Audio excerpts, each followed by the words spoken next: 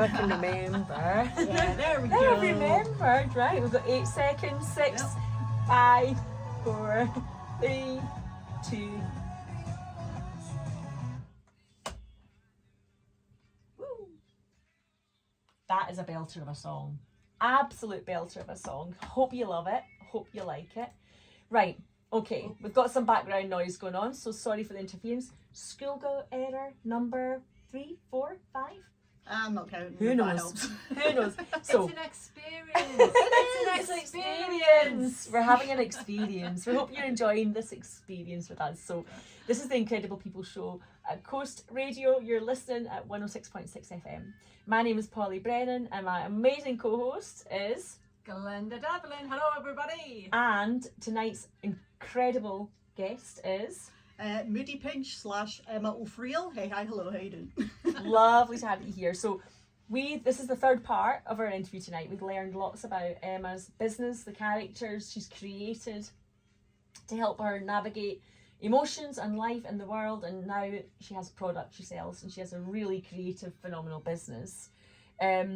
So we're going to talk a little bit more about that. We've had some questions, so I want to say a really big thank you to Rachel Young, who's also an incredible person who's been a really beautiful guest on our show. She said, "Evening ladies, great show. I love the characters. I would love an owl. Have you ever created other creations? I find owls inspiring animals. Keep up the good work." Have you ever done any other animals? Well, thank you very much. It means a lot. I've drawn all sorts of animals before. Like I've drawn like dogs and cats. Like I've always been quite fond of drawing my own cat, Ellie, good kitty. But she's a sweetheart. I mean, you'll have seen her on Zoom before, I'm sure. But like, or what have you? But as for owls, I mean, I love owls. I would love to draw them more. Like I'd like to experiment with drawing more animals in general more often, because to be quite honest, just having to draw one thing all the time can be a lot, obviously, even though they are the focus of the business. So sadly, priority does go to the pigeons, but in fairness, they don't usually get the priorities. They get the spotlight. They get the spotlight. Get it from me. That being said, yeah, I'd definitely be happy to draw other animals or other things as well.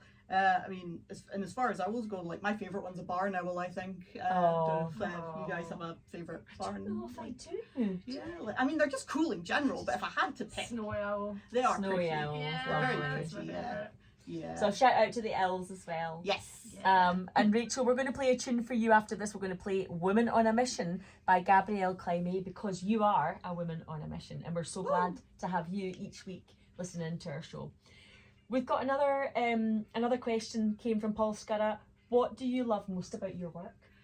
I mean, I love being able to, well, I mean, this is less my work and more like sort of fact I'm self-employed, but I do love being able to kind of go with the flow in terms of how my chronic pains and how my mood are, and how I can handle, take it day by day. But as far as actually the like for me, the most fun I have is the art side of things, the creating, the like working on a new expression with the characters, or just thinking, oh, I'd love to turn this into a I don't know, like an emoji or into a funny pin or something, just a fun design to make people laugh.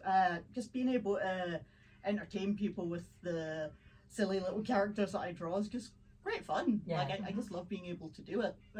I guess that's kind of my the most fun that I have out of the whole thing. I'm thinking that you get a lot of joy from what you do, and you love that your work shares joy too. Mm-hmm. But that other people get to experience it in their own way, and you love that. I like hearing, especially like events. I'll have people, because I'll have the designs displayed, and people will very often go, oh, that one's you, oh, that's so me, oh, that one's so and so, oh, so and so would love this. And it's kind of a cool way to see how people see themselves. I guess it's kind of holding a mirror up to them in a way, I suppose. Yeah. And it's interesting to see what one they relate to the most. And this is even before they figured out the name of the character or what the character's like. For them, it's just like the vibe that they're showing across, I suppose. Do you know when you do that and say someone says, "Oh, that's me," Mhm. how often is the character behind the visuals right as well? Like Say salty. Yeah. So somebody just sees the actual illustration, but they don't know what's behind it. So they go, on the basis of the illustration, Oh. that's who I am. Oh, I see. Yeah. Oh, because that would normally require a bit more like delving into the individual, I think. And what I've started doing to encourage people to learn a bit more about the work that I make is a little introduction of each pigeon and like their name and also like a little bit about what they're like. And I'm hoping, like with that in mind, they can like, because I mean all of them feel like like they can all feel the same moods and stuff, but some of them, the moods are more tied to them specifically, if that makes sense, like representing them. But I don't know if with the Moody pins, they're very much like the emotions kind of the focus, and I associate like the anger ones with salty. So if they tend to gravitate towards the angry ones, chances are they will resonate with salty the most. Yeah. So or see as them or what have you. But then I've had some go, oh, actually, no, oh, that one's more like me, actually. Or I'll even have one go, see, I try to be more like that one. So it's just interesting. It is interesting, isn't Yeah, it? it's really cool. Bit of a random question. What would you say is your superpower? Oh, I guess currently it would be, if there's any issues, it's seeing a potential opportunity in the issue. I mean, I don't know if this is just with all the sort of business courses and I don't want to say the business training. It's not like I've had official schooling on it, but I've gone to various sort of workshops, seminars, and all sorts about business. And it's kind of encouraged me to sort of see opportunity when things are going wrong. I was like, okay, it's either how can I make this work or how can I make this funny? Like those are some like the main ways. And I think that's partly, I think it's your personality as well, that you just have a personality where you think, right, I'm gonna bring a bit of like humour, sometimes dark humour, at the worst of times, and laugh about what I'm experiencing and turn, like, I think you're really good at flipping things from kind of, I don't know, limitation or barrier into opportunity. It's got me this far, so unique. that's unique, isn't it? And have you always done that? I mean, probably not always. Definitely not when I was younger. It wasn't really a thing I considered really.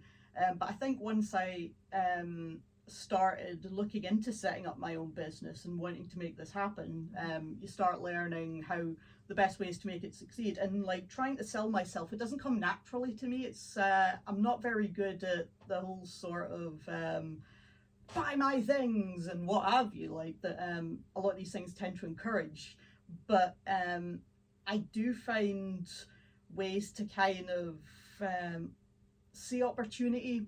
Like I say, it does encourage you to sort of see, like, if there's an issue, how to pivot so you can make it work for you. Just like kind of roll with the punches better. So I don't know if it necessarily makes me a very cutthroat business person, and honestly I'd like to think it doesn't, but ultimately I just want to be able to help these pigeons fly however possible, but also without like turning into a sort of cutthroat business person as well. So it's like you want to be successful, but you don't want to step on anyone while doing it. But people buy from people, and I think that if your personality is like you're a go-giver, you're like, how can I help, how can I make a difference, then I think that that people want to buy from someone that they know and understand and they like, and not just you and who you are, but your products are incredible. But it's the value of the product, isn't it, as well? It's turning it upside down. It's like you're not trying to sell something, you're actually offering a solution that can help people, and that's a totally different way of saying it. Very much so. Like that's why I try and emphasize, like, if it's something that helps me or something that I enjoyed working on, then I will find a way to turn it into something I can share with others.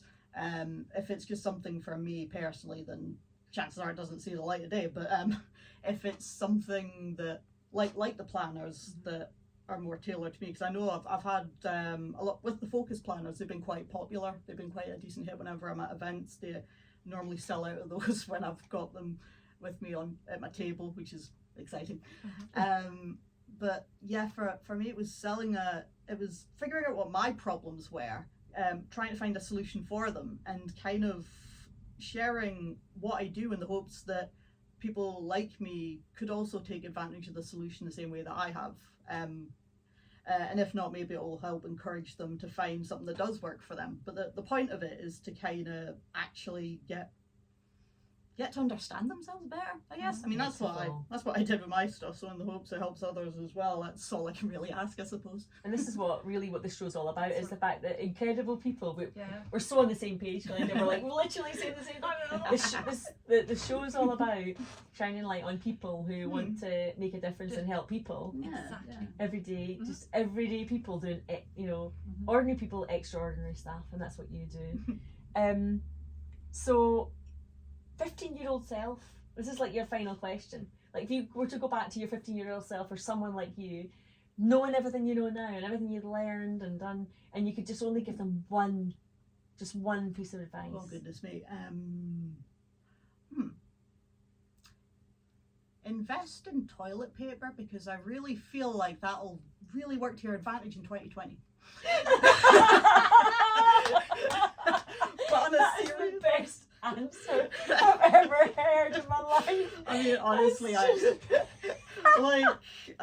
kid would be like, "What?" But it's like, no, I only have time for one. I can tell you all the inspirational stuff in the world. Get the loo roll, okay? Absolutely. I think we have to end the show on that, because it is just the funniest thing. That was a Back to the Future moment. Yeah, So, you should find that. we hope you enjoyed that too. But Thank you. okay, I'm gonna have to pull myself back from hilarity. That was silly. That was very, very silly. That was that mic drop moment you just want to walk out the door on. We've had Emma O'Friel, aka Moodypidge. We've learned all about your how you use your creativity to solve problems for yourself, creating beautiful characters that have become incredible products that people can buy, people can use to learn about themselves. You've had a lovely creative journey, and here you are now. You do conventions, you have a online shop already, and you're about to be able to showcase your work in a real live shop in Wallsend. Yeah. What's the name of the it's in the Forum Shopping Centre, and it's like a sort of little small shop that it's like a pop-up shop, isn't it? Yeah, so it's like that. There'll be another business in there right now. It's and I'm just one of the next ones coming next month. So definitely check it out over time as well, because there'll be other cool things there. But just find out first, please, if you don't mind. You're the one. I'm coming in. I'll be there. I'm one of your biggest fans. I love Appreciate your work. it, thank you. And it is just to say a massive thanks that you've taken time to come in and spend time with Glenda and I tonight. Thank you. Thank you. It means a lot. Absolutely loved everything about it. You can check out on our Facebook. You'll be able to see some of the illustrations, the Moodypidge characters. You'll get to meet them. You can go onto Emma's website, which is www.moodypidge.co.uk. So it's the word Moody and then Pidge. Yep. Check it out. And the online shop is reopening next week on the 20th, Monday next week the 20th. On the 20th, yes. And you can come and actually meet Emma in real, she's a real live girl. I am. I exist somehow. And she does. Come say hi. You're such a lovely person to chat to and to spend time with. We've absolutely loved having you here tonight. Thank you Thanks so for having much. me. Thank you. So next we're gonna play a few tunes, and we're gonna have fun in the background, taking pictures and having some fun. Yeah. So we're gonna have, this is Gabriella Climate for Rachel Young, who is a woman on a mission, a bit of Travis and Paolo Notini, and then we'll be back. See you soon. So if you click off assisted, Uh-huh. right, you don't need to press play. Did Yeah, you know just that? to get off assisted. Yeah, You just yeah. take it off. It's just habitual. Oh, right. You know, you just do things. I do that. So yeah. somebody's Put that on phone Monday. was it was a phone? It was mine. Oh, was it? I realised I couldn't like say to you in the middle of the show, but I realised I'd Yes. gone on to. You need to press stop. On the. I'd gone to I'm just biting the skin off.